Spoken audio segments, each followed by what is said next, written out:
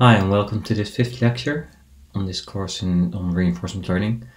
My name is Hado van Hasselt and today I will be talking to you about model-free prediction.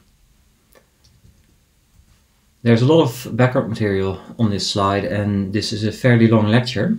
You don't have to worry about reading all of this at once. The most important chapters for this lecture are chapters 5 and 6, and we will cover some material from these other chapters as well. But some of that will be shared with the subsequent lectures. So this is actually background material for a couple of lectures in a row. We will just not exactly go through these in exactly the same sequence as the book does. This is why we list a fairly large chunk of background material here. Feel free to defer some of that reading until later. In fact, it might help the understanding to go through the material not all at once, but to revisit it later. Also, don't forget to pause during the lecture, I mean. Sometimes I will ask you a question, ask you to think about something, and of course that's a good occasion to actually pause for a second and actually reflect, maybe write some stuff down. But also, like I said, this is a fairly long lecture, so feel free to make use of the fact that this is a recording and therefore you can pause and maybe even take a break, or maybe even consume the lecture over more than one day if that works for you.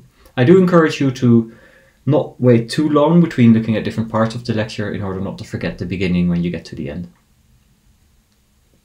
First, I'm just going to recap where we are. We're talking about reinforcement learning, which we defined as being the science of learning how to make decisions, in which there's an agent interacting with an environment, and the agent takes actions, and the environment will be observed by the agent. And then internally in the agent, we will have a policy, a value function, and/or a model, where in any case we should have a policy because the agent should pick its action somehow. And the general problem involves taking into account time and consequences, because these actions can change not just the immediate reward, but also the agent's state and also the environment state, which means that subsequent rewards might be affected by actions that you've taken earlier. To recap a little bit where we are in the course right now, in these last two lectures we've seen planning by dynamic programming. Diana told you a lot about this, which is all about using computation to solve a known problem. So we have a Markov decision process, or a model if you want to call it that. And then dynamic programming is a mechanism to be able to infer accurate predictions or optimal policies for such a problem.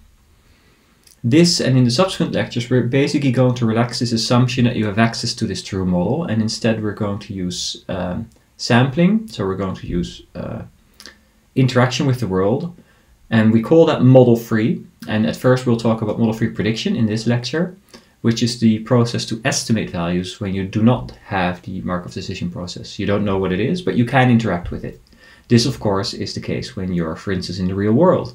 You could imagine that the world maybe has some sort of a really large Markov decision process underneath it, but you don't have immediate access to that. So instead, all that you can do is interact. After model-free prediction, we can talk about model-free control, which is the process to optimize values rather than estimating them. So please keep in mind that this lecture is about estimating, so we're not going to talk about policies much. And then we will also talk a little bit about function approximation and some deep reinforcement learning in this lecture, and then a little bit more in subsequent lectures. And especially deep reinforcement learning will be deferred quite a bit. We'll briefly touch upon it. Finally, we will also talk in these upcoming lectures about off-policy learning, which is also a prediction task, but this term refers to making predictions about a policy different from the one that you're following. More on that to follow later. Also in later lectures we will talk about model-based learning and planning, policy gradients and actor-critic systems, and of course more deep reinforcement learning. Finally, we will cover some advanced topics and current research, but only much later. Okay, so let's get started. Our first topic will be Monte-Carlo algorithms, and I'll explain in a moment what that means. So the point here is to use sampling. We're going to interact with the world, and this will allow us to learn without a model. If we're sampling complete episodes, in reinforcement learning we call this Monte-Carlo. So that's a specific usage of the term. Monte-Carlo sampling is also used to refer to other things in machine learning in general. In reinforcement learning, when people say Monte-Carlo, they typically mean sample complete episodes. An episode is a trajectory of experience which has some sort of a natural ending point. beyond which you're not trying to predict any further. We'll see examples of that in a moment. This is a model-free approach because you don't need any knowledge of the Markov decision process, you only need interaction or samples. To make that concrete, let's start with a simple example that we've actually seen before in lecture 2, the multi-armed bandit. So in the multi-armed bandit, we have a bunch of actions and we're trying to, in this case, just estimate the action values. In lecture 2, we talked about optimizing these action values by picking a smart exploration policy. For now, we're just talking about model-free predictions. So for now, we're only interested in estimating these action values.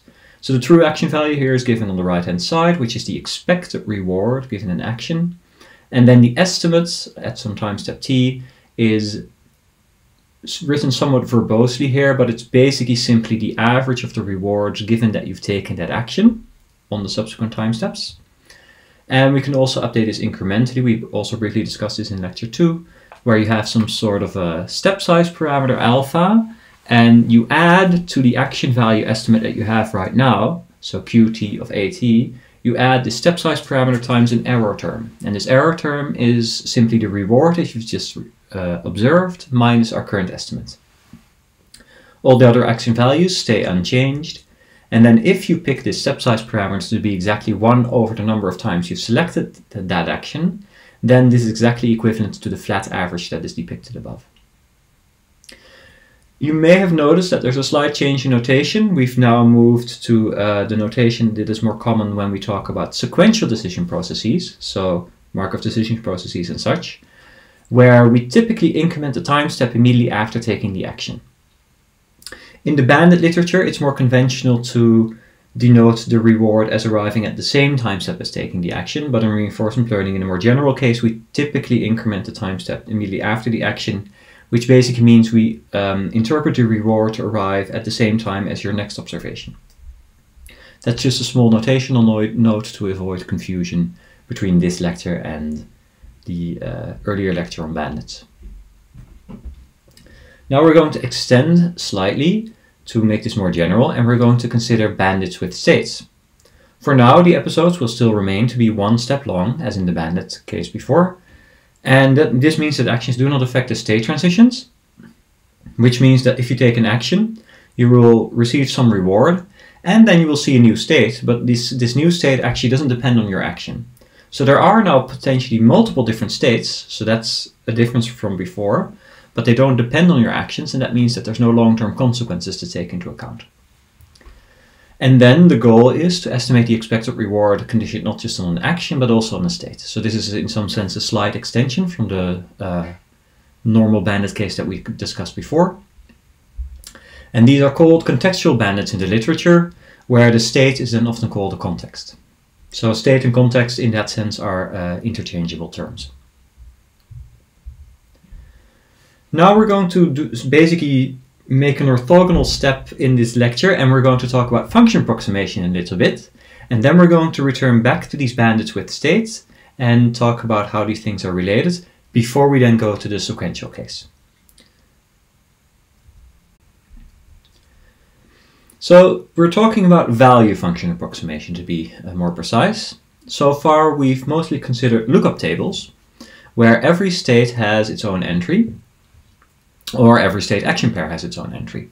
So think of this as a big table stored on your in the robot's brain or in the agent's brain, and for every state and action you might see, you just have a separate entry that you might update. But of course this comes with some problems, because there might be way too many states and their actions to actually store this effectively in memory. But even if you could store this in memory, that might not be the best idea, because it might be way too slow to learn the value of each state if you're going to do that completely independently and individually. In addition, individual states are actually not often fully observable, if you talk about these environment states at least. So far I've just said state. I didn't actually say specifically what I meant with state. I'll talk about that more in a moment. But in the simplest case, you could consider that the environment state is fully observable, so that the observation maybe is the environment state, and then you could also use that same state as your agent state. In that case, the agent state, the observation, and the environment state could all be the same.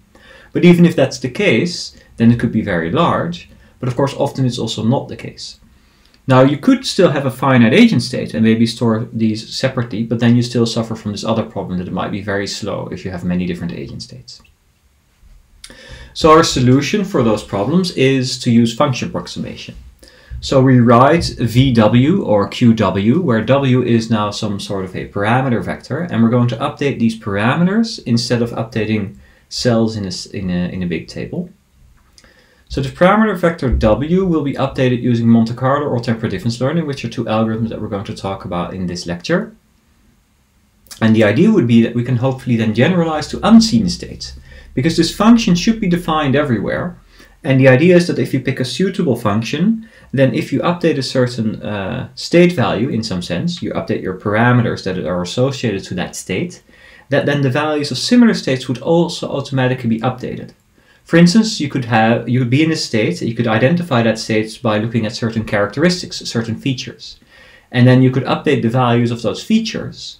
And then maybe if you reach a different state, which is different in some ways, but it shares a couple of those features, maybe we can make a meaningful generalization and learn something about its value before even visiting it.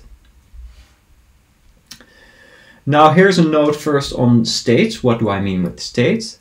So we're not going to necessarily assume the environment state is fully observable. So I'm going to just going to recall that there's an agent state update function, which takes the previous agent state st-1, the action at-1, and your current observation ot, where the reward could be considered part of that observation ot, or we could also spell that out explicitly and we can write it as an input to this agent update function. And then our subsequent agent states, st is just a function of these previous inputs. We talked about this in the first lecture, you might recall. So henceforth we will use st whenever we write s or st to denote the agent state. You can think of this as either just a bunch of numbers inside your agent, a vector, or in the simplest case it could also simply be the observation. And indeed it could be, as I mentioned before, that the environment state, if the environment is fully observable,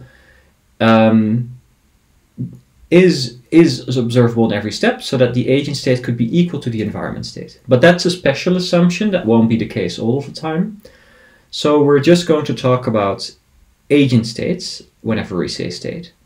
For now, we're not going to talk about how to learn this agent state update function. As you can imagine, this can be quite important to have a good agent state update function. Sometimes you can hand construct one. Sometimes maybe you're much better off if you can learn this. We will cover that in later lectures, but for now we're just going to set that aside and we're just going to assume we have some sort of an agent update function. If you think that's easier to understand the algorithms, feel free to consider state whenever you see this in one of the equations, just to be the observation for simplicity. Okay, now we're going to talk about linear function approximation.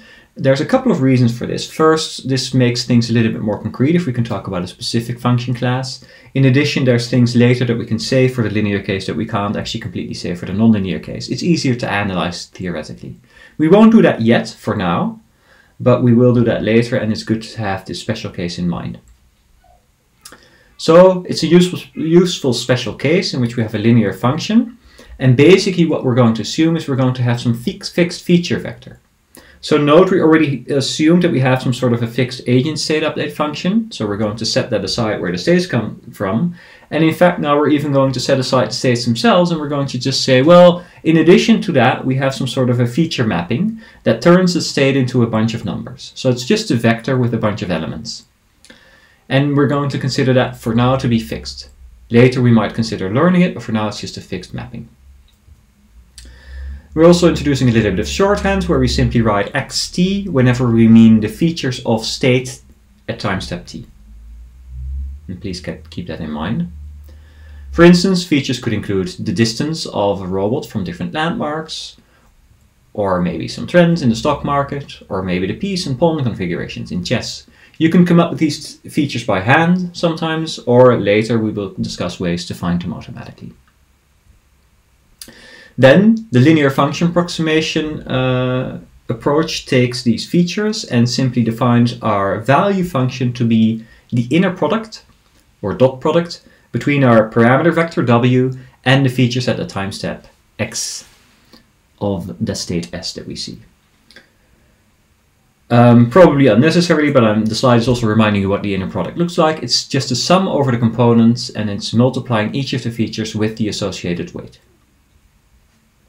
Now we can talk about how to update those weights, and for that we have to pick some sort of an objective. In this lecture we're talking about prediction, so our objective will be to minimize this loss, which defines a squared distance between our current estimate, in this case according to this linear function, and the true value function vpi. Obviously we don't have vpi, so we're going to replace this with things that we can use, but for now keep this objective in mind. If we could then compute stochastic gradients for this objective, this would convert to a global optimum of this loss function, because this loss function is, as they say, convex, and there's only one optimal solution, so this uniquely defines the optimal parameter vector w. That does not mean that we can reduce this loss all the way to 0. It could be that the features are not good enough to be able to accurately predict the value for every state. If we do stochastic gradient descent, the update rule is very simple. We first note that the gradient of our value function with respect to our parameters w is simply the features. We see that here on the left-hand side. So at time step t, if we see state st, the gradient of our value function on that state will simply be xt.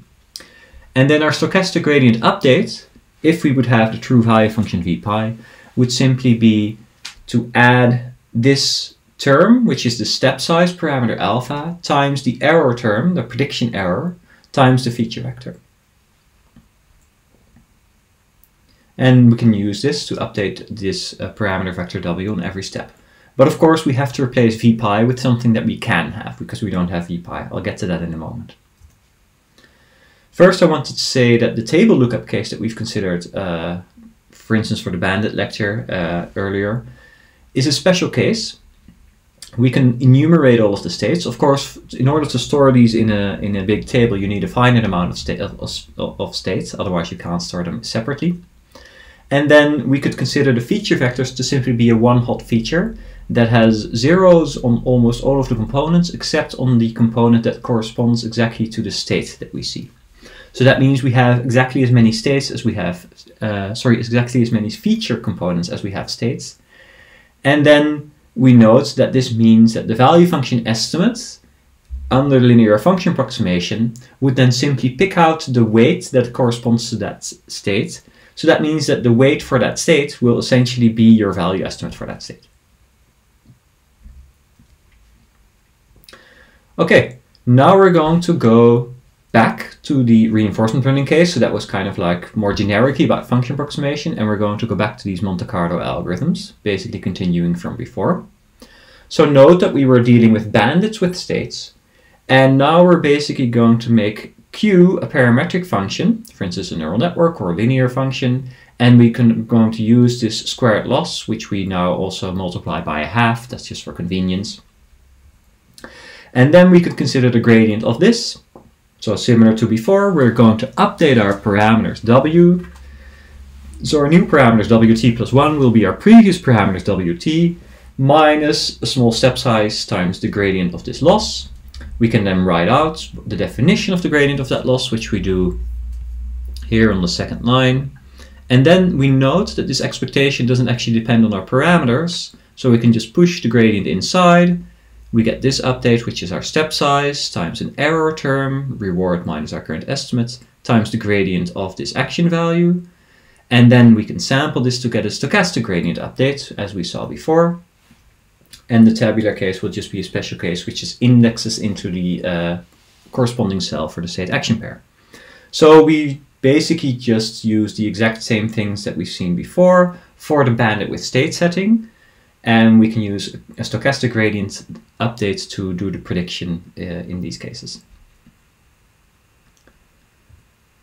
This also works for very large state spaces. This is just regression. You could do linear regression, you could do nonlinear regression, which you've probably covered in previous courses. So we won't go into a lot of detail on that, but it's a valid update and it will converge to the right estimates, where these estimates are, I'm reminding you, limited in the sense that you can't actually expect all of your values to be perfect, because it might be that your function class is just not rich enough to actually get all of the values completely accurate in every state. But this process will converge under suitable assumptions to the best parameter vector that you can find. So again, for linear functions, we basically now are going to extend the action value approach also to linear functions, where we're going to assume that we have features for each state action pair. And then we can just multiply our rate parameter w with these features, which means that the gradient of our action value function will simply be the features for that state action pair. Which means that this stochastic gradient descent update for our weights will then look like this, where we've simply replaced the gradient with those features. So for the linear update, this update corresponds to a step size times your prediction error times a feature vector. And for the nonlinear update, you have very similarly your step size times your prediction error times a gradient. And a lot of our next algorithms will look exactly the same. They will just change certain aspects of this. For instance, here we're still considering the bandit case. We're just considering learning expected rewards, so there's no sequences yet. And that's where we're going to go next. Now we're going to consider sequential decision problems. So we're still doing prediction. Our goal is just to predict the value of a policy. In subsequent lectures, I will be talking about control, optimizing the policy, but for now we're sticking to prediction. And now we're just going to sample trajectories under our policy. And of course, not shown here on the slide, but of course the probabilities of these trajectories also depend on the underlying dynamics under the underlying Markov decision process. Then, so maybe somewhat obviously, we can extend the bandit approach to full returns by simply just sampling a full episode and then constructing a return. I'm reminding you that a return is simply the accumulation of rewards. So we have GT, the return from time step t until the future, as defined as the immediate reward, RT plus 1, and then the discounted next reward, RT plus 2, and so on, until, in this case, the end of the episode, which arrives at some time step big T, which is in the future. A return will only stretch as far as the episode, and then after the episode is done, we imagine we will be reinitialized in the state and we can go through this whole process again. And then the expected return, which is our goal, is defined as simply the expectation of these returns. So similar to the bandit with state setting, we can sample this and we can use this instead of the expected return as a target in our updates. This algorithm that does that is called Monte-Carlo policy evaluation. And it's covered in chapter 5 from Sutton and Bartow. Now I'm going to walk you through an example to give you a little bit more of intuition of how that algorithm works in practice. This example is in the game of Blackjack, and Blackjack is a card game in which the goal is to get more points than an opponent, called the dealer. We're going to go first, and we're going to try to accumulate as many points as we can, but not more than 21. So if you get more than 21 points, you go bust, as they say. And so therefore, basically your goal is to get as close to 21 without going beyond it. To do so, you're going to draw cards, and each of these cards is going to be worth a certain amount of points. The number cards are simply worth however large the number is. So a card with a 3 or a 4 is worth 3 or 4 points. All of the picture cards, the Jack, Queen, and King, are worth 10 points. And the Ace is a special card. It's worth either 11 points, or you can pick it to be worth 1 point. This is useful for when you draw a card and you go above 21. If you then had an ace, you can say, ah, no, my ace is now no longer worth 11 points. Now I'm going to make it worth 1 point instead. And now you're below 21 again. We're going to formalize this problem in the following way, where we're going to enumerate states. So we're going to go for a tabular approach. And this state will consist of our current sum. And this current sum is the sum of the cards you have so far, and this will be between 12 and 21 for reasons that I'll explain in a moment. I've already said if you go beyond 21, you have already gone bust, so then the episode ends, so that state is unimportant. But we're going to start with any number between 12 and 21. And in addition to that, we can also see the dealer's card. So the dealer's card, we're only seeing one of them, The dealer is going to play after you, so they are going to draw more cards after you're done, but you can already see one of these cards, and this is informative to tell you whether you maybe should continue or not. And then in addition to that, we also have an additional state variable which tells us whether we have a usable ace, which basically just means, do we have an ace and can we make that ace worth 11 without going above 21? So say you have 16 points. Let's say you have an ace and a 5. And let's say you then draw a 10. This would bring you to 26 points, which, as I explained, would make you go bust. But then you can say, no, my ace is now only worth 1 point and I'm back at 16 points, and I can go again. But the state will have changed because now you no longer have a usable ace. In terms of the action space, there's two different actions you can do. You can either stick, at which point it's now the dealer's turn and they will resolve. This will then terminate your episode. Or you can draw, which means you just take another card. If you draw, you can draw again in the next step, or you could stick in the next step. When you stick, the episode always terminates, and you get a +1 if then the dealer doesn't get a higher sum than you, or if the dealer goes bust, which is also possible. So if the dealer goes above 21, they lose. If they don't go above 21, but they have fewer points than you, they also lose, and you get +1. If you happen to arrive at exactly the same number, you get 0. But if the dealer manages to get more points than you without going above 21, then you get -1. If instead you draw, if you go above 21 and you didn't have a usable ace, you cannot avoid this from happening, then you get -1 and the episode terminates immediately. The dealer has now won. Otherwise you get 0 and then the game continues, so you could draw again or you could stick. As I mentioned, you start with at least 12 points. This is simply because if you have fewer than 12 points, you should always draw more cards because you can never go bust. And therefore, if you say have 11 points, there is no card that could bring you above 21, because even if you draw an ace, you could always choose it to be worth 1. So you can always get more points. So you can basically think of this as a process, a stochastic process that brings you to the initial state of your episode. Note that the state description here is slightly partial observable because we're just giving you a number, so you don't actually know what that consists of. And even knowing whether you have a usable ace or not doesn't actually give you all the information that you could have, because for instance you could have 2 aces and then that will be hidden from you. So there's some slight partial observability here, but that turns out not to be a big factor. Then what we do is we run Monte-Carlo learning, so we're going to generate a whole bunch of episodes and we're going to sample the returns for those episodes for some fixed policy. And then we're going to generate these plots, and I'm going to explain these in a second, which show your value estimates for that policy. And then of course in later lectures we can talk about, how should we then maybe improve our policy to do better. But this is a reasonable policy in which I believe you draw if you have fewer than 17 points and otherwise you stick, or it's something similar. And what's shown here is 4 plots, and I'll explain what these are. First, I want to draw your attention to the bottom right, where we see what the axes are on this plot. So one axis is which card the dealer is showing, which is either an ace or a 2 or a 3 and so on, or a 10, where we merge all of the picture cards just into a 10 as well, because they're all worth 10. And on the other axis we see the current sum that we have. It's either 12, 13 and so on, or 21. The z-axis, the height, is basically the estimated value. We see it's always between -1 and 1. This is because the maximum reward you can get during an episode is +1 at the end, or the lowest reward is -1 at the end.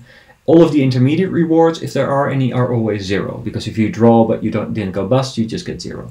So the total return for each episode is between -1 and 1, or it's either -1 or 0 or 1.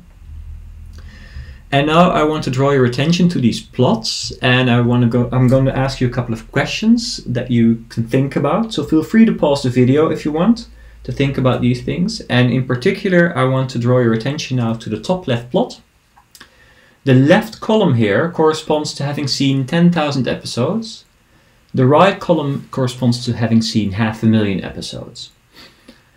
Now the top row corresponds to having a usable ace, and the bottom row corresponds to not having a usable ace in your state. So the first question I want to ask you is, why does this top left plot look so much more bumpy than the plot to its right?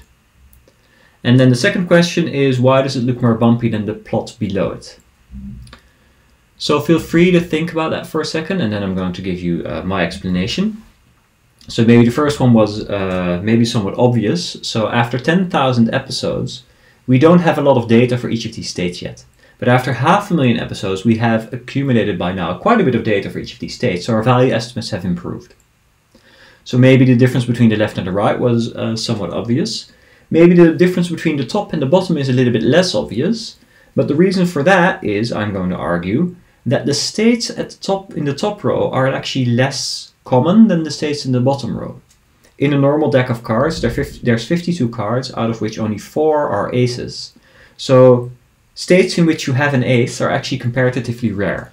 So even though on the left we've seen 10,000 episodes in total, that doesn't mean that every state has seen the same amount of episodes. And in fact, the states in which you have an ace may have been visited much less often in some cases. Now finally, I just want to draw your attention to the shape of the value function, where we see maybe somewhat expectedly that if your own sum is high, then the value function becomes higher. And in fact, if your sum is 21, then it's quite close to +1. Except if the dealer is showing an ace, because if the dealer is showing an ace, it's actually not that unlikely that the dealer will also get to 21, at which point your return will be 0 rather than +1. Okay, so this is just an example of Monte-Carlo learning and how you could use that to find the value of a policy, and maybe somewhat obviously we can then later use this information to then improve our policy, but we won't go into that yet.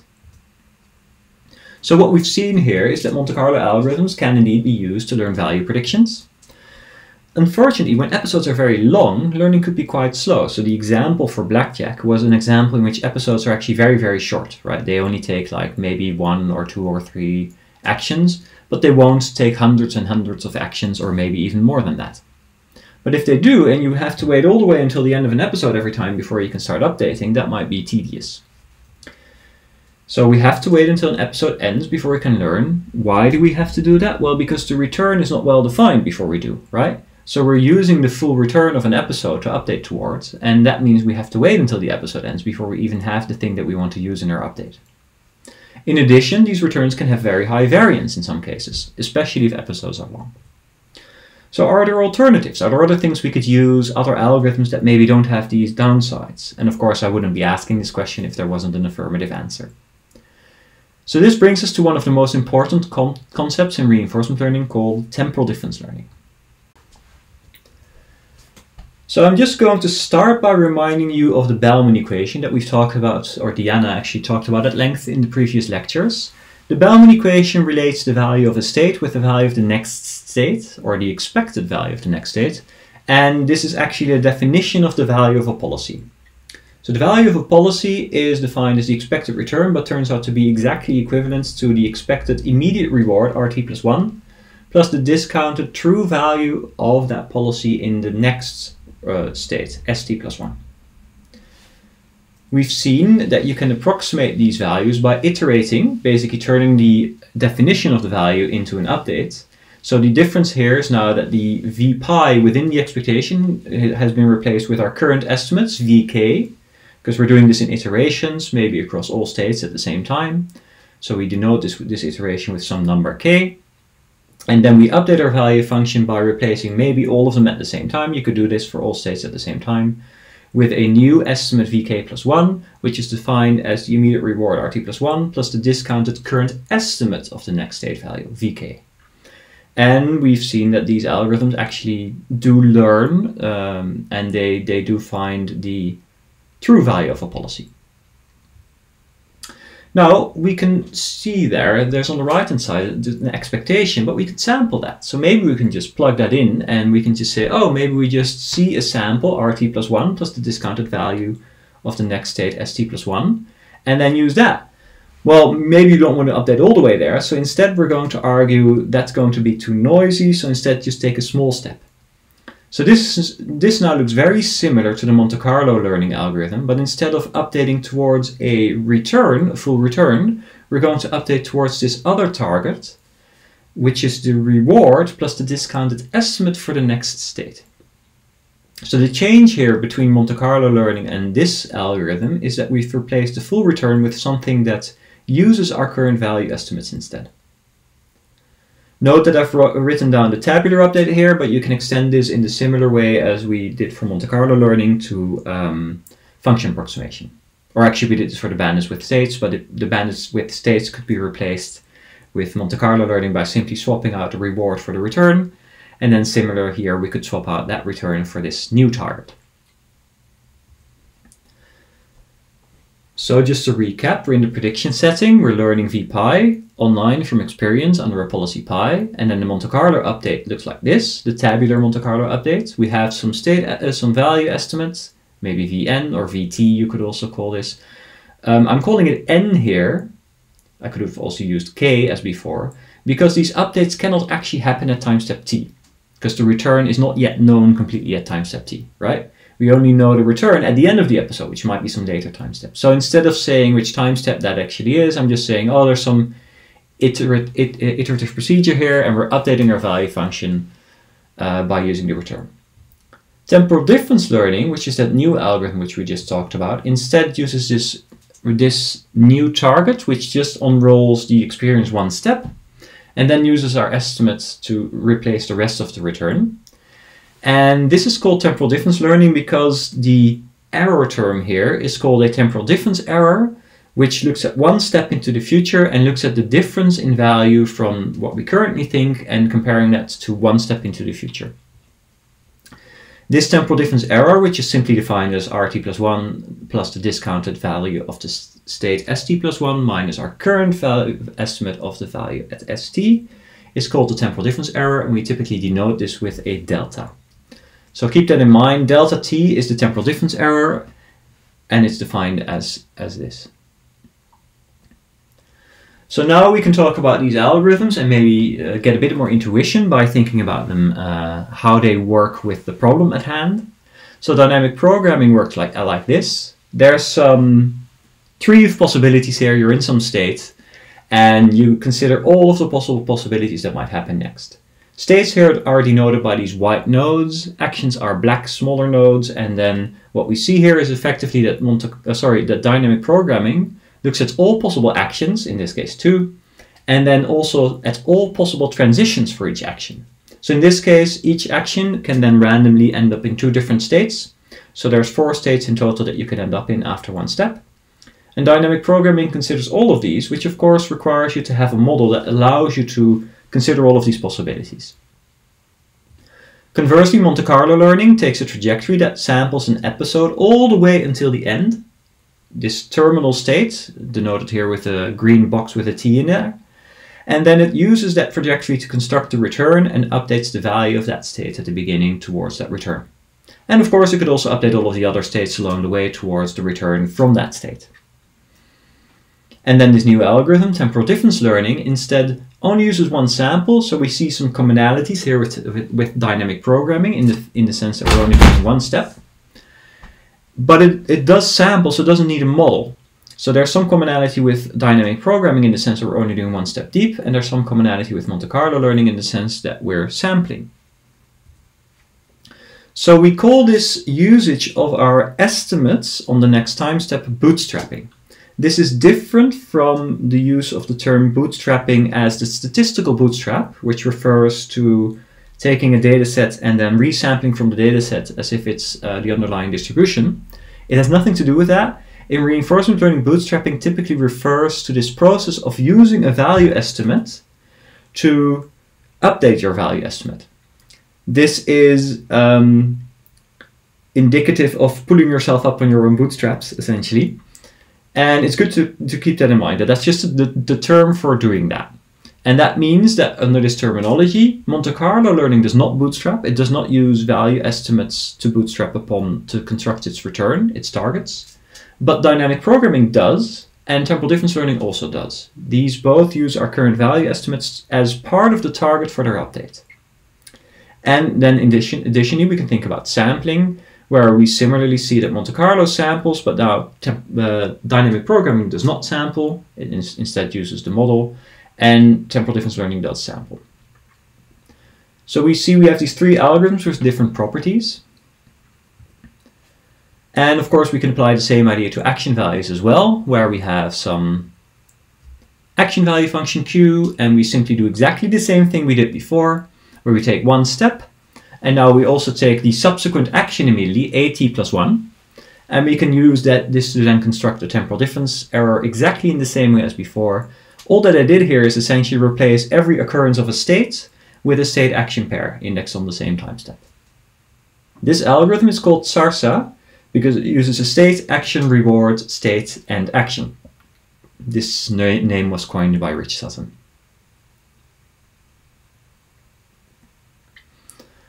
Now, in terms of property, temporal difference learning is model-free. It doesn't require knowledge of the Markov decision process, and it can therefore learn directly from experience.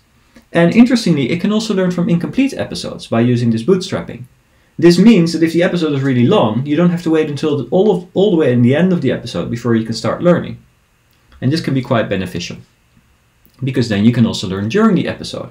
Now, the extremist case of this that you could consider is maybe, what if your lifetime is one big episode, right? What if there is no termination? And some models are indeed effectively formalized as such. And then it becomes essential to be able to learn during the episode. You can't just wait until the end of the episode because there's only one episode. Now, to illustrate the differences between these algorithms, Monte-Carlo and temporal difference learning, I'm going to step through an example, which is called the driving home example, and this one's also due to Sutton and Bartow. So how does that look? We're going to enumerate a couple of states, a small number of states, and the idea is that we start at the office and we want to go home. Now, at first, we're going to talk about the columns here. So the first column shows the state we're in. The second column shows the elapsed minutes so far. The difference in each step on these elapsed minutes, you can consider your reward. So between leaving the office and reaching the car, we could say 5 minutes have passed, and we could call that our reward. We could basically say, oh, the reward on this transition was 5. And we're just predicting here, so we don't actually care about the sign of the reward, whether it's -5 if you would like to maximize the speed, you might want to minimize the minutes or something like that. We don't have to worry about that because we're just doing predictions. So we're just saying there's a reward of 5 along the way. Then the column after that, the third column, the predicted time to go, is our current value estimate at the state that we're currently in. So when we're just leaving the office, we predict it's 30 minutes in total to get home. This is the accumulation of the rewards along the way. Then just as a helpful mental helper, there's a final column here, the predicted total time. And this is simply a sum of the previous two columns. This adds together how many minutes have already passed with the predicted time still to go, because this will give us a feeling for how that total time is changing. So when we're leaving the office, as I mentioned, so by definition 0 minutes have passed from leaving the office, and we're predicting it's still 30 minutes. But then when we reach the car, we notice it's raining, and maybe that's bad, because maybe that means that it tends to be busier on the highway, and therefore, even though 5 minutes have already passed, maybe we're also a little bit slow to get to the car, we still predict it's still 35 minutes, so more than before, which means our total predicted time has actually gone up to 40 minutes. So the way to interpret this is that the reward along the way was 5, and then the new prediction is 35. Then in our next stage, we exit the highway. The total amount of time elapsed so far is 20 minutes, so you can think of this as the reward along the way was 15 minutes, because it was 5 minutes when we reached the car, and now it's 20 minutes. And from now we predict it's another 15 minutes to go, which means that the predicted total time has actually gone down a little bit. Maybe it was less busy on the highway than we thought, and things went a little bit more smoothly than we thought. But then we exit the highway and we find ourselves behind a truck 10 minutes later. So another 10 minutes have passed, the reward could be considered to be 10. And from this point, we consider it another 10 minutes to go, so the total predicted time has gone up again to 40.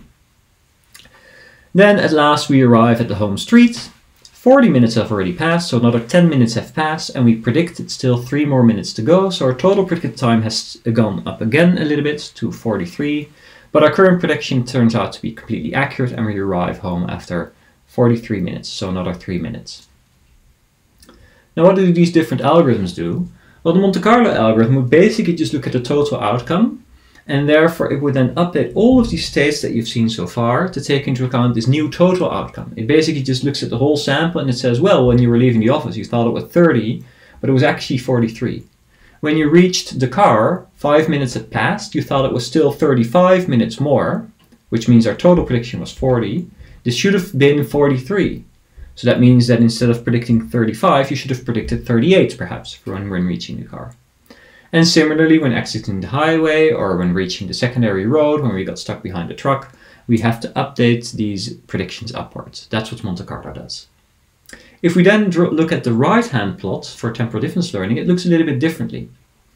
When leaving the office, we then reached the car and it was raining and we predicted it was still more time to go there. 5 minutes had already passed and we thought it was 35 more minutes. So when we said, oh, from the office it's just 30 minutes, now we're thinking when we've reached our car, no, actually it's more like 40 minutes in total. So we should update that previous state value upwards to 40. And you can immediately execute that. You can immediately update that state value update. But then when we reached the car and it was raining, we thought it was 35 minutes. But then when we exited the highway, 15 of those minutes had passed. And then we thought, oh, actually, from this point onwards, it's not that long anymore. I can go back a slide. We're here now. We were predicting from reaching the car that it was 35 more minutes. But then when we exit the highway, we notice it's actually only 15 minutes later than it was before. And we think it's another 15 minutes to go. That means that instead of 35, this should have maybe been 30 instead. So it tells you to actually update that one down. So the purpose of showing you this is not to say that one is right and the other one is wrong, but it's to show you the differences between these different algorithms. How do they operate? We will see more examples later on as well. So now we're going to compare these algorithms a little bit more, and we're going to talk about the advantages and disadvantages of each. So as I mentioned, temporal difference learning can learn already before knowing the final outcome. It can in fact learn online after every step that it has seen, whereas Monte-Carlo learning must wait until the end of the episode before the return is known and before it could actually execute its update. In addition, temporal difference learning can learn without the final outcome. This is useful for when you, for instance, only have incomplete sequences. It could be the case that you have a database of experience that you want to learn from somehow, but the database is corrupted or is missing some data, and then temporal difference learning could still be used on the individual transitions that you do have. Monte-Carlo cannot do that, and it really needs the full return in order to be able to do its update. In addition, the ability to be able to learn without knowing the final outcome means that temporal difference learning can also work in continuing environments in which there are no episode terminations, whereas of course Monte-Carlo needs full episodes in order to do its updates. Finally, well, not finally, there's one more after this. Temporal difference learning is independent of the temporal span of the prediction. So what do I mean with that? That's a whole mouthful. I mean with this that the computation of temporal difference learning is constant on every time step. How many steps you want to do in an episode does not matter in terms of the computational complexity on each time step for temporal difference learning. So why is that not true for Monte-Carlo? Well, Monte-Carlo needs to store everything, so TD can learn from single transitions, but Monte-Carlo must store all the predictions you've seen in an episode in order to be able to update them at the end of the episode. So that means that the memory requirements for Monte-Carlo actually grow when the episode becomes longer and longer. This is a pure computational property. It has nothing to do with the statistical properties of these algorithms. But on the flip side, temporal difference learning needs reasonable value estimates. If these value estimates are very bad, then obviously if you're going to construct targets using these, then maybe your updates won't be very good. And that means that actually there's a little bit of a bias variance trade-off going on here. The Monte-Carlo return is actually an unbiased estimate of the true value. This is in fact how the true value is defined, as the expectation of these returns. But the temporal difference target is a biased estimate, of course, unless you already have accurate predictions, but that's an edge case because we don't assume that we have them in general. Now, the temporal difference target does have lower variance, because the return might depend on many random actions, transitions, and rewards, whereas the temporal difference target only depends on one random action, transition, and reward. But in some cases, temporal difference learning can have irreducible bias. For instance, the world might be partially observable, and the states that we're plugging into these value estimates might not tell us everything. That's already a problem for Monte-Carlo learning, because it means that the states that we're updating don't have all the information maybe to give you a complete accurate description, and therefore your value estimates will be a little bit off. But you can imagine that this can get worse, and indeed you can show this theoretically as well, that this can get worse if you're additionally using these value estimates, which are a little bit off because your state doesn't tell you enough, in constructing the target for your update. Implicitly, Monte-Carlo learning, a different way to think about this, would account for all of the latent variables happening along the way. So even though you can't observe exactly where you are, the return itself would just take that into account, because the return itself does depend on all of the environment variables that you can't maybe observe. Similarly, but a little bit different, the function used to approximate the values might fit poorly. And this might also be true in the limits. It might be that your function class, let's say a linear function, can't actually hold accurate predictions for all states. If that is the case, then temporal difference learning has irreducible bias in its target and therefore also in the values it eventually learns. In the tabular case, however, both Monte Carlo and temporal difference learning will converge to the true value estimates. We will talk more about these properties and especially about the function approximation part in later lectures. So now, to build even more intuition, let's go into another example called a random walk. So how does that look? We have 5 states. It's a small example. It's meant to be an intuitive example. And we have in each of these states 2 actions. So we start in the middle state, denoted C here, and we either go left or right with equal probability. The initial value estimates are a half for every state. And above these transitions you see the reward depicted, which is 0 in almost all transitions, except if you take the right action from state E, then the episode terminates with a reward of 1. Additionally, if you take the left action from state A, the episode also terminates with a reward of 0. All of the other transitions are worth 0. The true values happen to be 1/6 for state A, 2/6 for state B, and so on until 5/6 for state E. It might be an interesting exercise for you to go through this and to actually prove that this is the case using dynamic programming. You could write down the probability of each transition, and you could write down the reward function, and you could do dynamic programming to find these value estimates. So we put that Markov decision process here on the top, and then we're going to talk about updating the values. And first we're going to show you what TD does.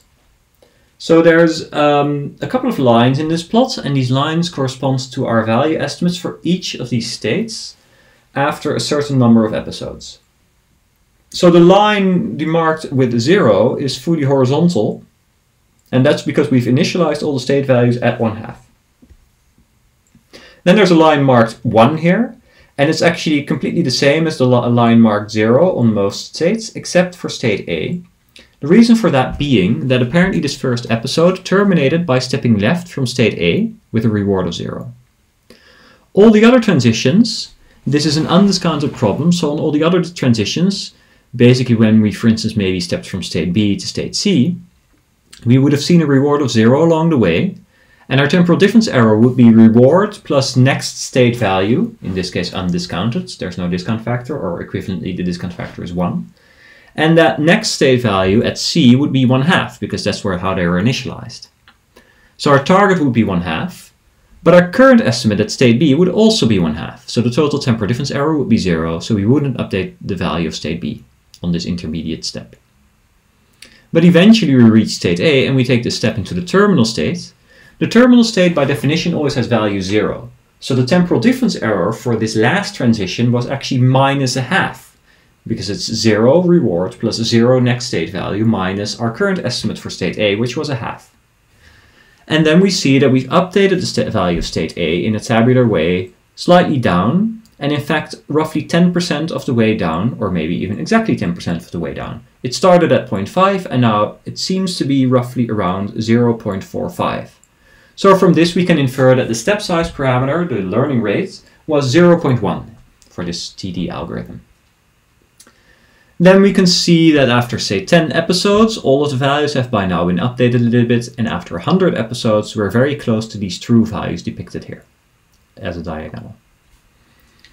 So this is just stepping through this problem step by step, and it can be quite informative if you implement these algorithms for the first time to actually really take it easy and go step by step and look at every update, to also make sure, of course, that there's no errors in the implementation, but also to better understand these algorithms.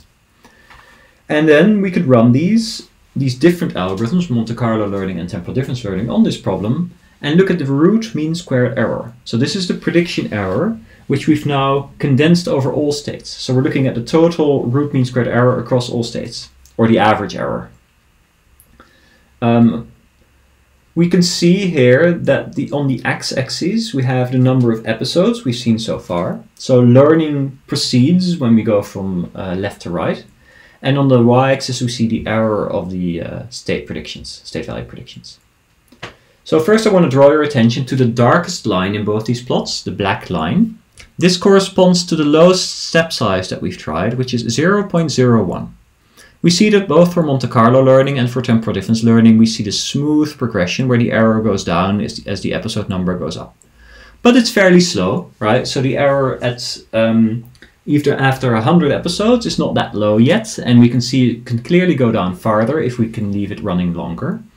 But if we wanted to learn faster, so if we wanted to only have, maybe we only had 100 episodes and we had to stop here, it maybe makes sense to pick a higher learning rate or higher step size. And we can see that the brown curve, which corresponds to a 3 times larger step size, 0.03, indeed has a lower error. Not just at the end, but actually at every episode along the way. However, then we start seeing a trade-off. So I'm going to draw your attention again to the Monte-Carlo plot, and let's now consider the brightest line. This corresponds to a fairly high step size of 0.3, and we can see that learning indeed is very fast at the beginning, but then almost immediately stabilizes. It doesn't go much below 0.45 roughly. And we can see that the variance is also quite high. Now why is this the case? This is the case because the Monte-Carlo update itself is high variance.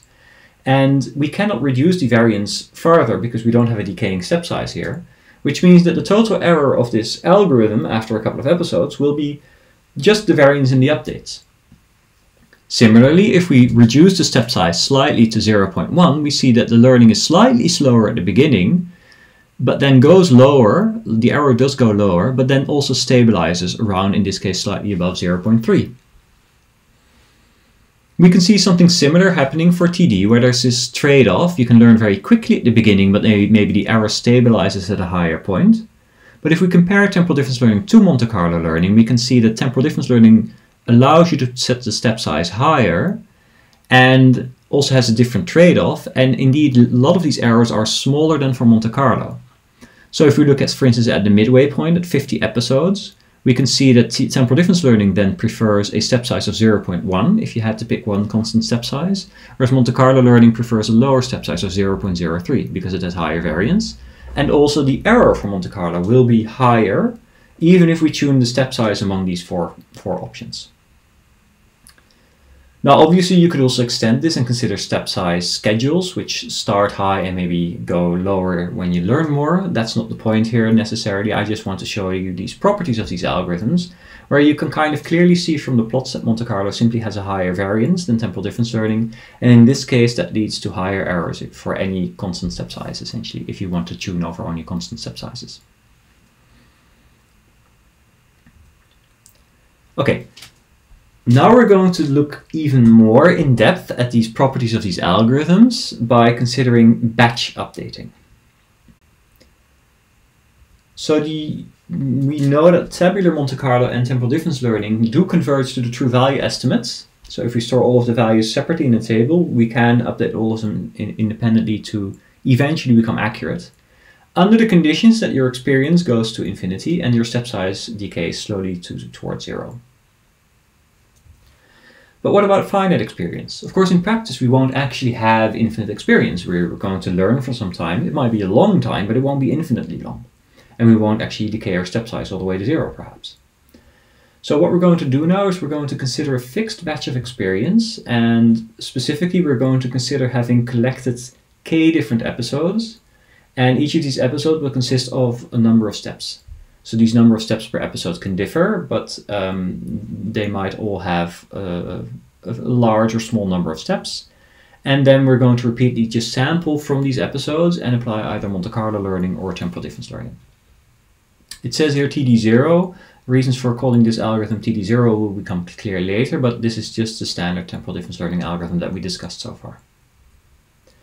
You can view this as basically similar to sampling from an empirical model, where we talked about in the dynamic programming lecture having a model and then being able to use that to learn.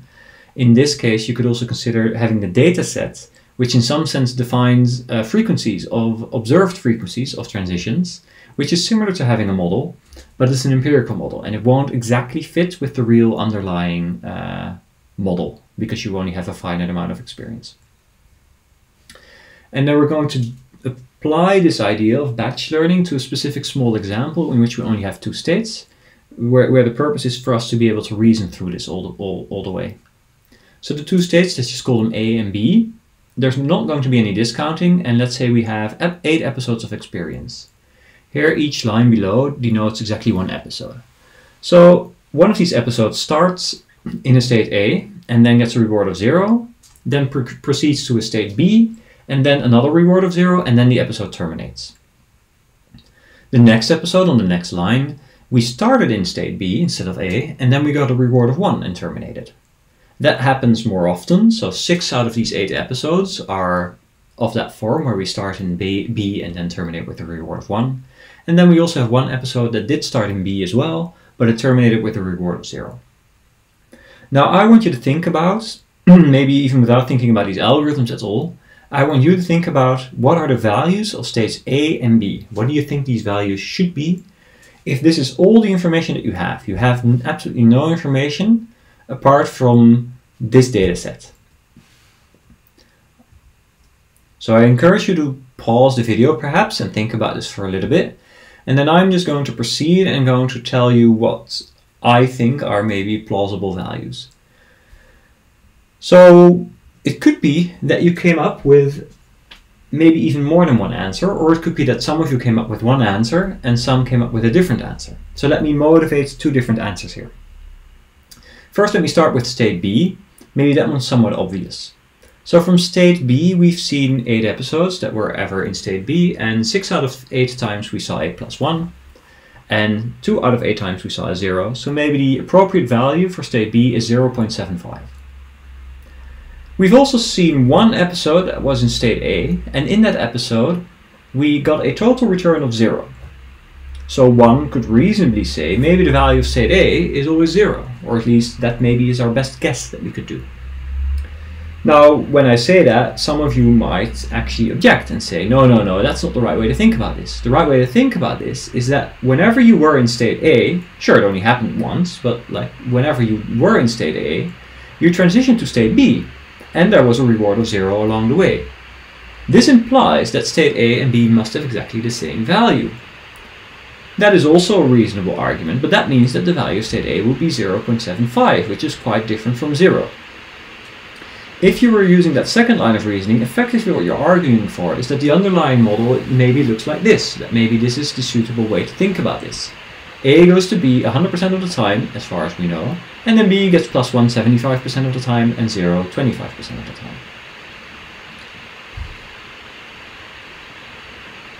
So what is the right answer here? Well, that's actually a little bit unclear, and I'm going to explain why both these answers are actually in some way reasonable.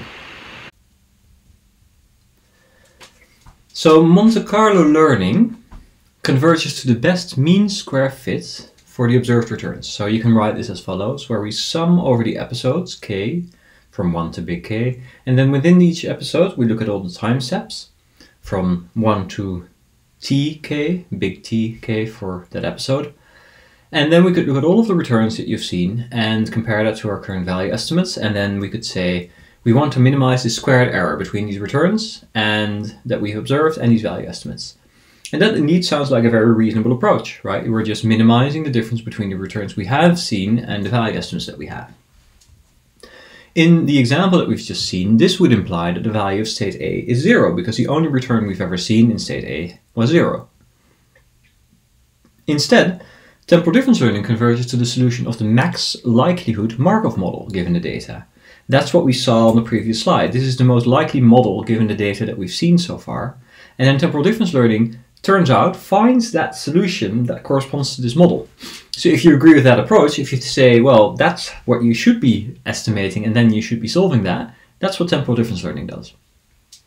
So this would be the solution of the empirical Markov decision process, assuming that the empirical data that you've seen is actually the true data. So in the example, this is what gives you the same estimate for both states A and B. Now, you might find one better than the other, but why would you take one or the other? This actually is a little bit of a subtle argument. And turns out you can think about it as follows. Where temporal difference learning exploits the Markov property, and this means this can help learning in fully observable environments. What I mean with that is that the assumption essentially when we build that model, that empirical model in the previous example, the assumption there is that if you're in state B, then it doesn't matter that you were in state A before. We can just estimate the value of state B separately, and this will tell us all that will happen from state B onwards. That's basically making an assumption that state B is Markovian. Instead, you could also say, and this is what Monte-Carlo exploits, well, what if we don't assume that? Then we could say, well, whenever we were in state A, it turns out that our second reward was 0. And this could be related. It could be that whenever we are in state A, that we already know that all of the rewards in the future are going to be 0. If we then reach state B, it might be that this is still true, but we just can't see it. It's a latent variable, it's a hidden variable. This means that the world is not fully observable. If that were true for the problem that we were in, that would be the better estimate perhaps. And indeed, learning with Monte-Carlo can help in partially observable environments because it makes less of an assumption that the states are useful to construct your value estimates. So we mentioned this before, so in some sense you can view this example with this two-state batch learning as an example of this difference in terms of how they deal with fully observed versus partially observed environments. Important to note is that with finite data and also with function approximation, the solutions even in the limit might differ between temporal difference learning and Monte-Carlo. These are two different statements. We've seen it just now for finite data. It's also true for function approximation. I haven't actually shown you that, but we'll get back to that in later lectures. So now, of course, maybe a natural question is, can we maybe get the best of both? First, I'm just going to show you a unified view where we put dynamic programming in the top left. And the reason why it's there is that left corresponds here to shallow updates, where we just look one step into the future. The top versus bottom, in the top we look at mechanisms that look full breadth. Of course, in order to do that, you do need to have access to the model. So that means that, for instance, if we look both full breadth and full depth, this would give you exhaustive search. I'm just showing that to complement the other approaches. I'm not saying that's an algorithm that you should be using. It's computationally quite expensive, and of course you also need a model. But it clearly fits in the figure in terms of like comparing breadth and depth of these algorithms. Then if we go down, we go to these algorithms that only look at one trajectory, and these can be used when we only can sample, when we only deal with interaction. So we see temporal difference learning in the bottom left, and Monte-Carlo in the bottom right, where we can think now about temporal difference learning as having a breadth of one, but also only a depth of one. So we can just take one step in the world, and we can use that to update our value estimate. Whereas Monte-Carlo makes a very deep update. It rolls forward all the way until the end of the episode and uses that full trajectory to then update its value estimates. Now, as discussed, temporal difference learning uses value estimates which might be inaccurate. And in addition to that, which we haven't quite talked about so much yet, the information can propagate quite slowly. I'll show you an example of this in a moment. This means that if we see a reward that is quite useful, like it's a surprising reward, temporal difference learning will, by its nature, only update the state value immediately in front of it. If in that episode you never reach that state again, that means that all of the other state values don't learn about this reward. Whereas Monte-Carlo would update all of the previous states that you visited in that episode, eventually, to learn about this new reward. So that means that temporal difference learning has a problem in the sense that information can propagate quite slowly backwards, and therefore the credit assignment could be quite slow. Now, Monte-Carlo learning does propagate information faster. As I just said, if you do see a surprising reward, Monte-Carlo learning will, at the end of the episode, tell all the previous states about that. But of course, the updates are noisier, and it has all of the other properties that we talked about before. Now, we can actually go in between these, and one way to do that is as follows. Instead of looking exactly one step ahead, as temporal-difference learning does, we could consider looking 2 steps ahead, or 3 steps, or generically n steps ahead. Then we could consider Monte-Carlo learning to be at the other end of other extreme, essentially, where Monte-Carlo looks infinitely far into the future, up until the end of the episode. Written in equations, you could write that as follows, where maybe we can introduce new notation, where we use superscript with brackets. So superscripted G with 1 between brackets is now a 1-step return, which takes exactly 1 step in the world, rt plus 1, and then bootstraps at our current value estimates of st plus 1. So a 1-step return corresponds exactly to temporal-difference learning as we defined it before. An infinite step return, shown in the bottom here, would correspond to Monte-Carlo learning, because if you take infinite steps, you always will reach the end of the episode before you choose to bootstrap. But then in between, we could consider, for instance, a 2-step approach, which takes not just 1 reward, but takes 2 rewards into account, and then bootstraps on the value of the state at time step t plus 2.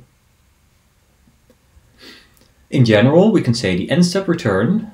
So oftentimes I say multi-step returns here in the title of this slide, but colloquially people often refer to these mechanisms as using n-step returns. And it's defined by simply taking n rewards into account and then appropriately discounting them. Please note that the last reward, the reward at t plus n, is discounted only n minus 1 times, which is consistent with the 1-step approach. But the value estimate is then discounted n times. And then we can just use this in our updates. So this does mean that we have to wait a little bit of time before we can actually execute this update. And we do have to store some estimates or states along the way, but only as many as we want. So if we have a 10-step return, we have to wait 10 steps every time before we can update the state value. And we have to store the 10 states along the way every time in something of a buffer. So it has these intermediate properties that are both statistically and computationally a little bit between temporal-difference learning on one extreme and Monte-Carlo learning on the other extreme. So now I'm going to show you some examples to make that a bit more concrete. First, we're going to talk about an example to illustrate essentially this property that TD doesn't propagate information far backwards.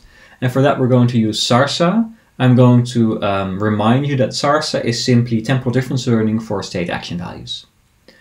So if we look on the left, we see a specific path that was taken. We started apparently over here, and then we went right, up, and so on.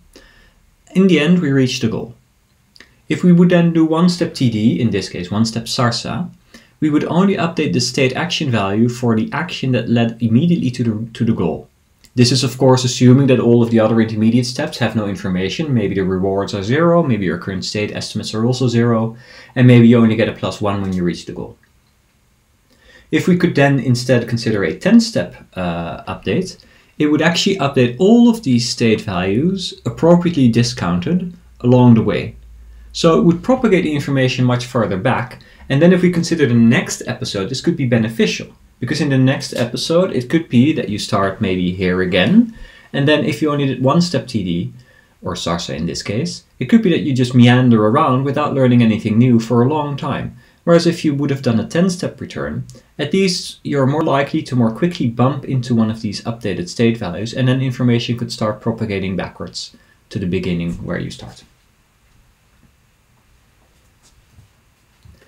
So we can apply this to a random walk just to see and get a bit more of intuition. So we see the same random walk that we talked about before here at the top. But now let's consider giving it 19 states rather than 5, but otherwise it's the same. There's a starting state in the middle, there's a +1 reward on one end, and there's a 0 on the other end. And then we can apply these n-step algorithms and see how they fare. So what you see here on the slide is something called a parameter plot.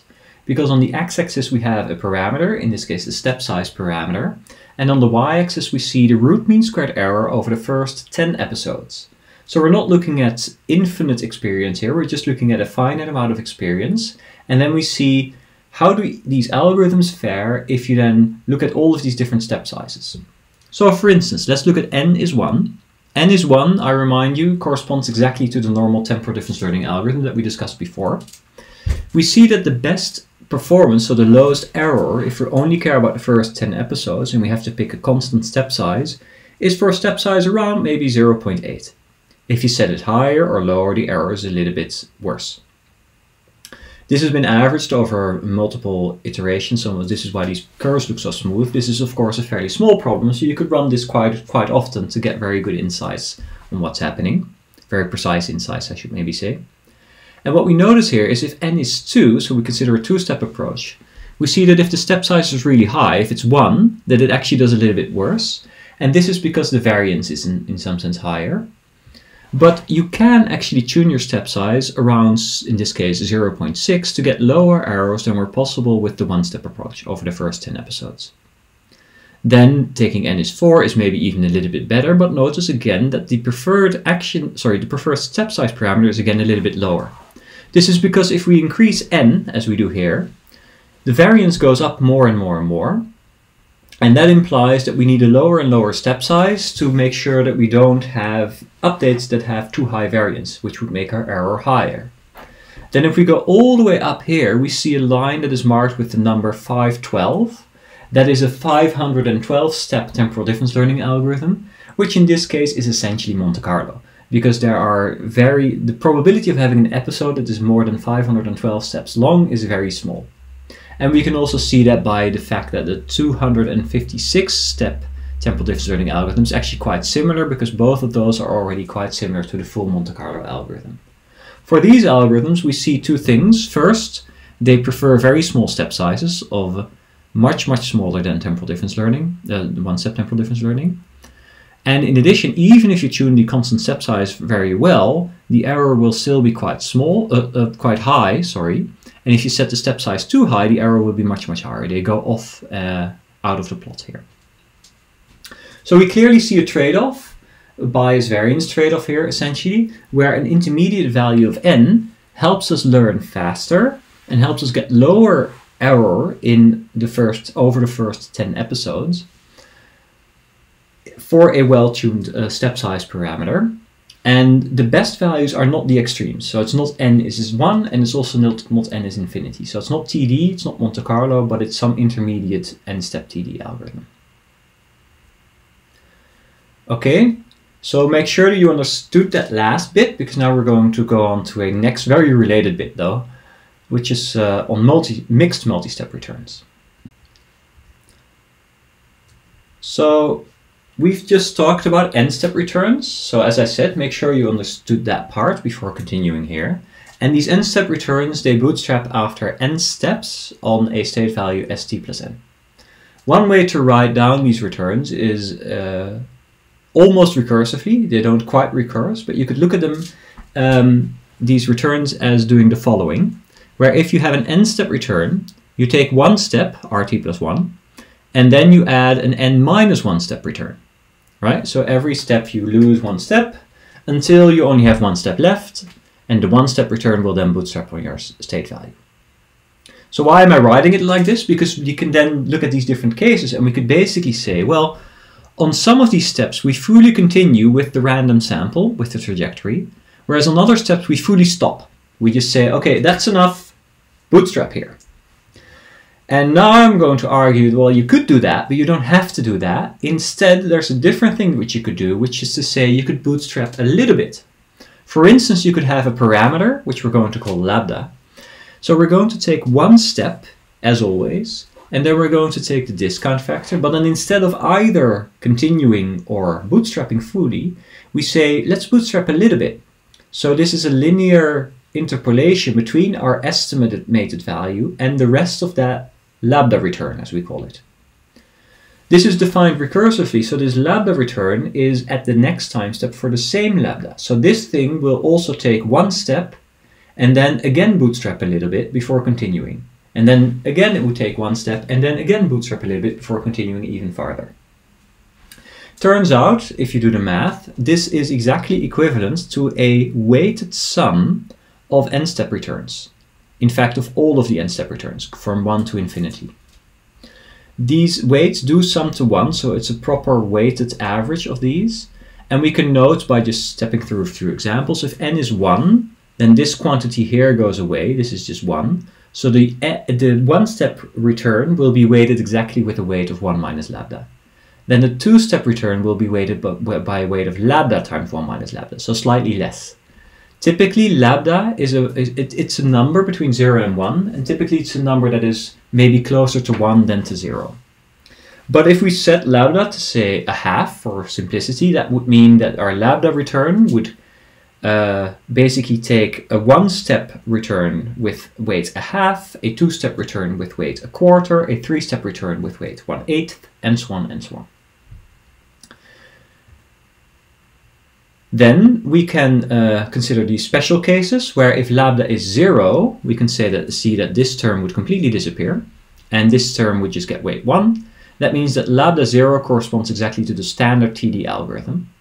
Whereas if we consider the case where lambda is 1, then the recursion is full. We just have one reward plus discounted next lambda return. But if lambda is 1, this would also just take the full next reward and so on and so on. So that would be exactly the same as Monte Carlo. So we can see we have the same extremes as before for the n-step returns, where lambda is 0 now corresponds to temporal difference learning, one-step temporal difference learning, and lambda is 1 corresponds to full Monte Carlo. This is why on a previous slide you saw TD0 pop up. That was actually referring exactly to this algorithm where we say there's a more generic algorithm called TD lambda, but you can set lambda to 0 and then you have your one-step TD algorithm. We can compare these to these n-step approaches, and here we plot them side by side for that same multi-step random walk. And we see some commonalities. First, let me draw your attention to lambda is 0, which is exactly the same curve as for n is 1. This is true by definition because these are both the one-step TD algorithm. And then similarly, we can see for lambda is 1, I promise you that that was exactly Monte Carlo, and we can indeed see that that's very similar to the curve here for the 512 and also for the 256-step TD algorithms. Intermediately, the curves look slightly different. You can see that this curve, for instance, branches off slightly differently than that one. And they also don't exactly correspond to each other because these n-step approaches always choose exactly one time step on which to bootstrap. Whereas the lambda approaches, they bootstrap a little bit on multiple time steps. But you can see the curves actually look somewhat similar, and there's a rule of thumb that you can use to think about how these relate to each other. Maybe you think, well, these n-step approaches I find a little bit more intuitive because I can reason about 2 steps, but I find it harder to reason about this lambda. Well, one way to think about this is that there's a rough correspondence where we can think of 1 divided by 1 minus lambda as roughly being the horizon of the lambda return. So for instance, if we set lambda to be 0.9, then this 1 minus lambda would be 0.1, and then 1 divided by 0.1 would simply be 10. So we could say that lambda 0.9 roughly corresponds to an n-step of 10. And we can see that corresponds here in the plots, where we can see that lambda 0.8, which would correspond to a 5-step method, is indeed quite similar to this 4-step method over here. And 0.9, which corresponds to roughly 10 steps, is indeed quite similar to this 8-step temporal difference learning method here. And they're even colored the same way. That maybe makes it a little bit clearer, this correspondence as well. They're slightly different. You could look, for instance, at the lambda 0.4, which is presumably quite similar to lambda 0.5, which would correspond to this 2-step approach. And especially for higher learning rates, they do look a little bit different. But there is a rough correspondence, and this is one way to think about these algorithms. And now we're going to talk about some benefits. So we've already alluded to this. So multi-step returns have benefits from both temporal difference learning and Monte Carlo. And the reason to consider them is that bootstrapping can have issues with bias. So one-step TD is not always great. And Monte Carlo can have issues with variance. And typically we can think about intermediate values as being somewhat good because they trade off bias and variance in an appropriate way. In addition, I talked about this information propagation, which has a similar flavor to it. So intermediate values, what do I mean with that? Well, typically we see things like n is 5 or n is 10 or something of the form, or lambda 0.9 is somehow always magically a good value. So these are intermediate values that tend to work quite well in practice. Okay, now make sure that you understood all of the things I was talking about before continuing to the next section. In addition, I want to basically attend you to the fact that the next part is more advanced, and you don't need it to continue with the rest of the lecture. So you could also pause here and maybe return to this later if you wish.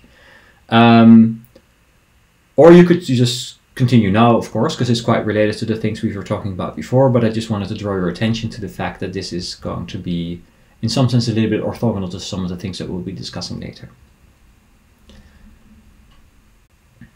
Okay, so having said that, let's continue. So we talked a little bit before about this dependence on the temporal span of the predictions. And maybe you've already realized is these multi-step approaches, these mixed multi-step approaches especially that we talked about, are actually not independent of span, which means that similar to Monte Carlo, you actually have to wait all the way until the end of the episode before you know your lambda return. Right? The lambda trades off statistical properties of the updates, but it still has the same computational update that you actually can only construct your full lambda return when you've reached the end of the episode. Now that doesn't seem very desirable, and indeed you might also sometimes want to do Monte-Carlo learning, and then that might also not be desirable. And conversely, temporal difference learning can update immediately and is independent of the span of the predictions. So before, maybe you took this to be an argument that we should be using temporal difference learning, but here I'm going to make a different argument, and we're going to ask, can we get the best of both worlds? Can we use these mixed multi-step returns, or like other flavors of that, including maybe even Monte Carlo, but with an algorithm that doesn't have computational requirements that grow indefinitely during the episode? And turns out, of course, I wouldn't be asking this question if it wasn't the case. So I'm going to explain to you how that works. For concreteness, let's recall linear function approximation, where we have a value function that is a linear function. So we have a value function defined as an inner product of a weight vector w with some features x. And then Monte Carlo and temporal difference learning, the update to the weights can be written as follows. For Monte Carlo learning, it's a step size times your return minus current estimate times features. And for temporal difference learning, it's your step size times your temporal difference error times your features. And then for Monte Carlo learning, we're going to talk about Monte Carlo first for a bit. We can update all states in an episode at once.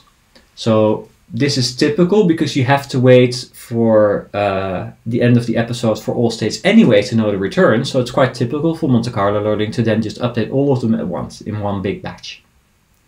Here we're going to use t from 0 to big T, or in this case big T minus 1, to enumerate all of the time steps in this specific episode. So we're restarting the time to count from 0 in every episode essentially.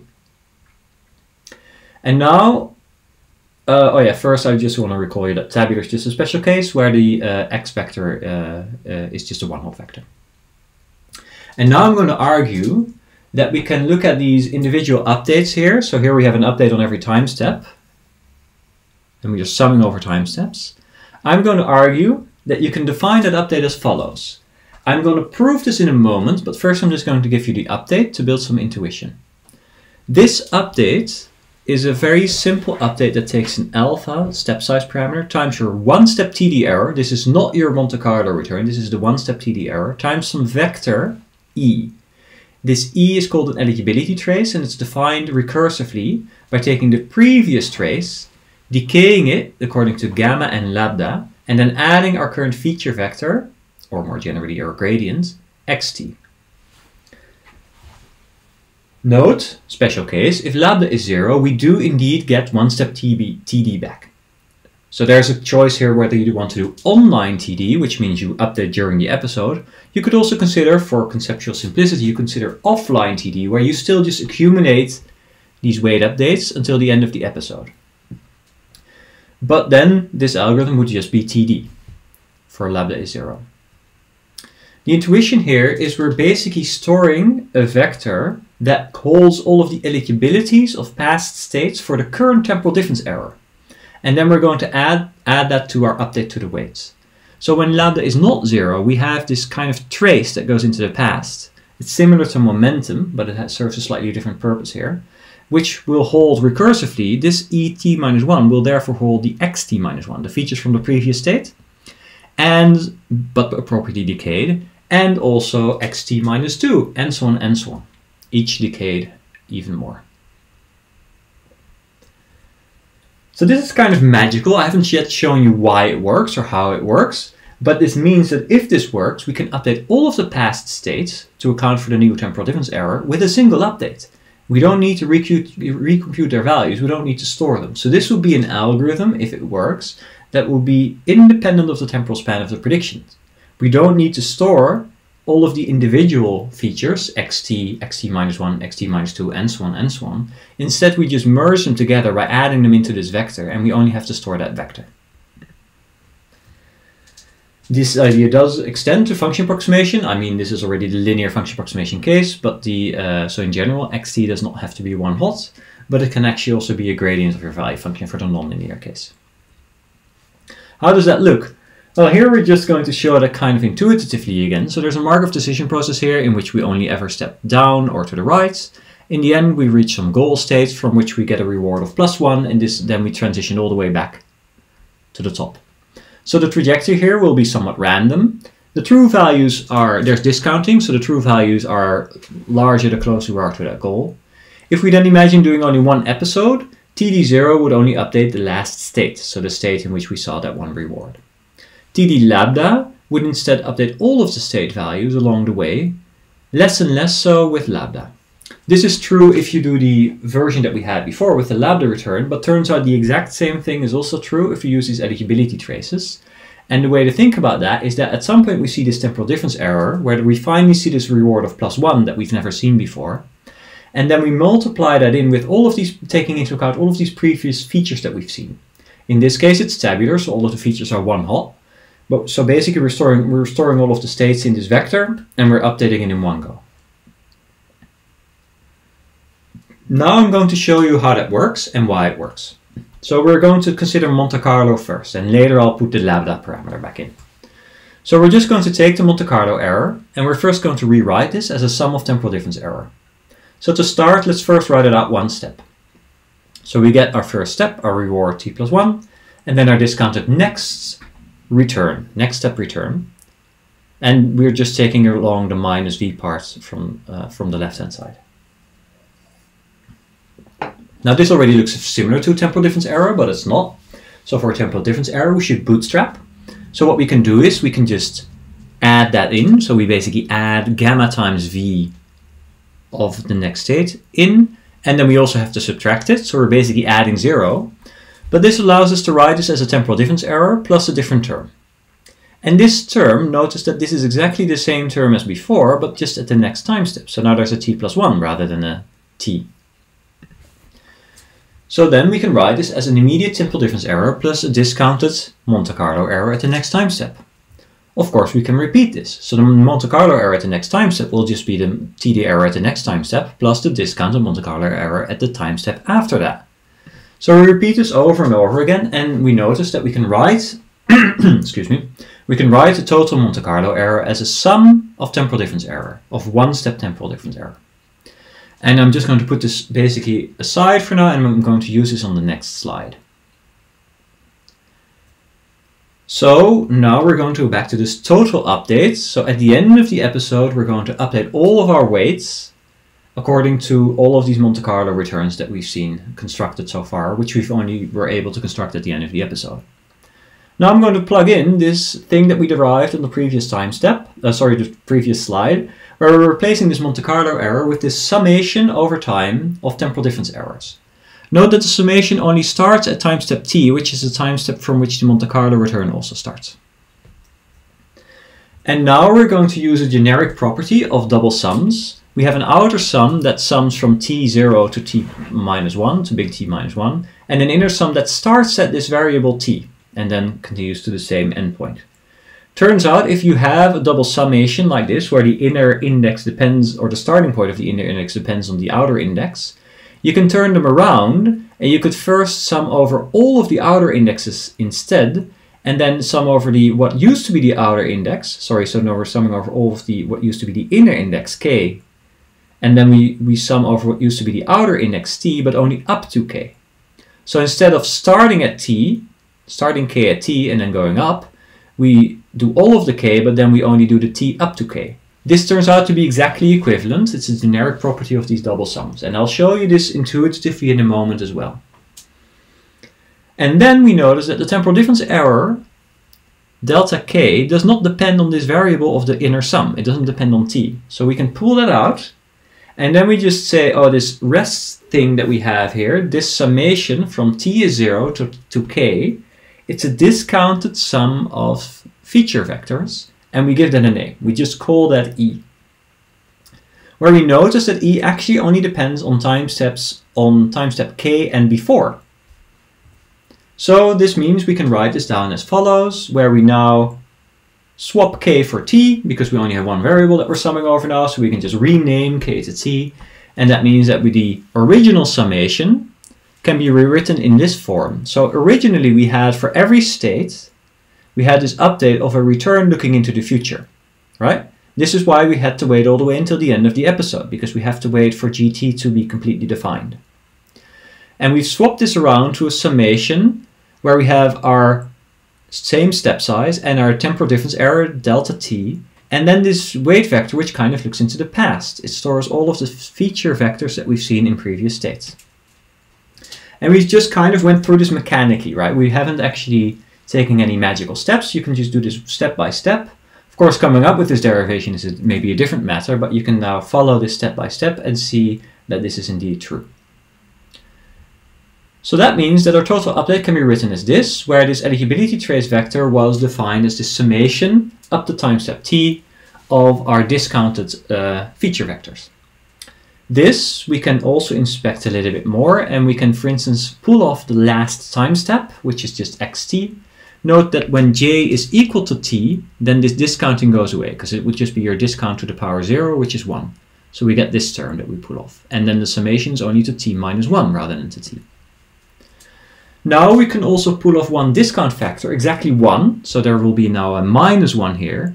And then we can notice that here et was defined of a summation of something that goes to t, and inside there's a t.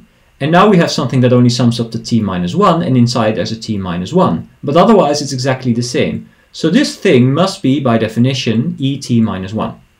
Which means we can write this recursively, the summation, as a discounted previous et minus 1 plus the current xt. And then et, we're going to call that an eligibility trace.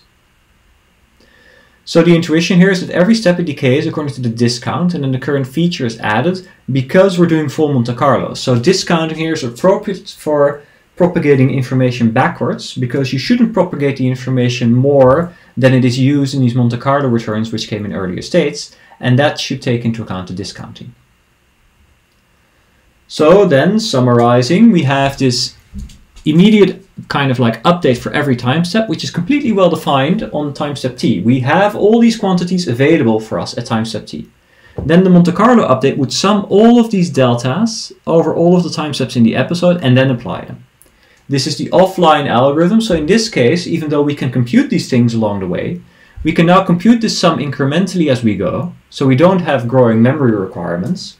But then in this specific algorithm, we're still applying them at the end. Of course, you might not already be thinking, but that feels unnecessary. Can't we just apply them during the episode? And yes, indeed you can. So this is indeed an interesting extension, that you can now start doing something that would be equivalent to Monte Carlo if you would wait all the way until the end of the episode and only then apply these differences. But you could already start learning during the episode. So we haven't just reached an algorithm that has the property that it's independent of span, which is a computational property, but we've actually also arrived at an algorithm which is now able to update its predictions during long episodes, even though we started with the Monte Carlo algorithm. The intuition of this update is that the same temporal difference error shows up in multiple Monte Carlo errors. In fact, in all of the Monte Carlo errors for states that happened before this time step. And then what we do is basically we group all of these states together and apply this in one update. You can't always do that, but you can do that here. Now I'm going to look at that double summation thing a little bit and show you why that works. And for doing that, we're going to concretely consider an episode with 4 steps. So it says delta V here, it should have written delta W there. So we've noted before that delta W for an episode is just a summation of all the Monte Carlo errors with their feature vectors. And we've also noted that we can write each of these as a summation of appropriately discounted temporal difference errors multiplied with that same feature, because we're just pulling out this part, the Monte Carlo error. And then essentially all that we're doing is, instead of summing across these rows, we're going to sum across the columns, which will look like this, where basically we notice that across the columns, the temporal difference error is always the same. So instead, we're going to merge all of these appropriately discounted state feature vectors, and we're going to merge it into a vector called the eligibility trace. Feel free to step through that, of course, much more slowly than I'm doing right now. And then we can do mixed multi-step returns as well by putting the lambda parameter back in. How that works is we had our mixed multi-step return, g lambda, and it turns out if you write this as a sum of temporal difference error, you can go through that yourself in a similar way that we did the Monte-Carlo returns. It turns out you get this summation, which no longer just has your discount factor, but it has a quantity lambda times gamma. Otherwise, it's exactly the same thing. So it turns out we can write these lambda returns as also a summation of one-step temporal difference error, but with gamma times lambda where we had gamma before. And that means if we go through all of those steps again that we did before for the Monte-Carlo case, we will get exactly the same algorithm, except that the eligibility trace now has a trace decay gamma times lambda rather than just gamma. So you feel free to go through all of that yourself to convince yourself that this is actually the case. And that means that we can then implement this algorithm and actually also maybe apply these updates online as we go. This is called an accumulating trace because every time we add this x, there turns out in the literature there's a couple of other traces as well, which I won't cover now, but they are mentioned in, for instance, Sutton and Bartow in the book. The equivalences here between the Monte-Carlo updates and then doing this with these traces is only completely exact if we update offline. That means we store all of the weight updates, we can add them together already, but we don't actually change our weights yet. But there are also trace algorithms that work and are exactly equivalent in some sense for online updating. So these traces look slightly differently. As I mentioned, I won't go into that, but I just wanted to make you aware that they exist. Okay, that brings us to the end of this lecture. In the next lecture, we will be talking about applying these ideas to control, to optimize our policy. Thank you for paying attention.